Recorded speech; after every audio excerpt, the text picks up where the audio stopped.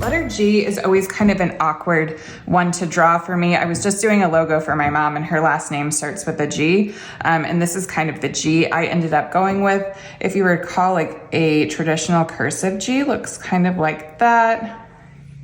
I stayed away from that. I just don't love it. It reminds me of my grandma writing her name in cursive, which I love her handwriting and I love to see it. I just feel like for modern calligraphy, this looks a little more modern. But if you like this style, or you want to do like an oversized lowercase G for yours, you know, onto, then that is absolutely fine. I just went with this style for our learning purposes.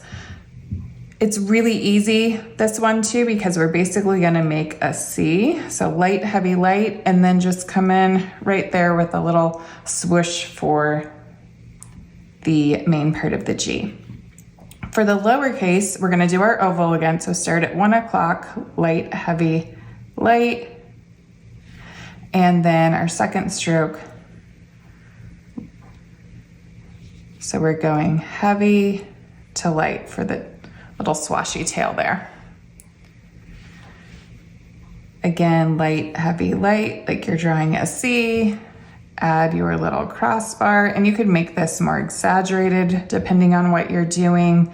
There's a lot of options with calligraphy and letting. Talking is so hard some days. I think it's time for my afternoon coffee. All right, so we've got our oval, and then again, heavy to light. Very similar once again for the slanted G, but I'm gonna do a much more exaggerated crossbar there.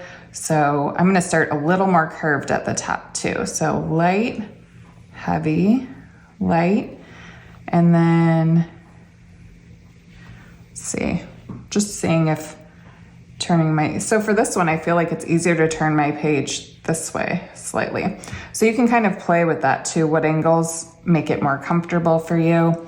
And then this G is very similar. So we're gonna do a little more elongated oval and then a slight pressure change here. So I go kind of heavy.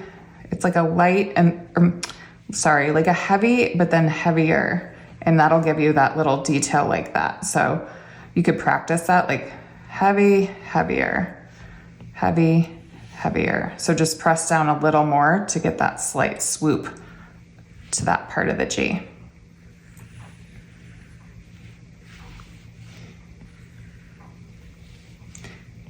I don't know if you can hear the sound that my iPad makes, kind of like a pencil. I'll be quiet while I draw this one, see if you can hear it. I have a paper like screen protector on my iPad and it makes it sound more like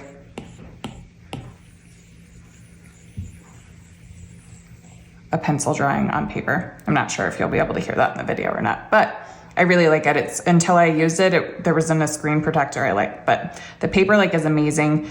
You can buy it on, let's see, Amazon. I've seen it in stores at Target and of course on the Paper Like website. That was a random tangent, but I'm gonna leave it in here for you.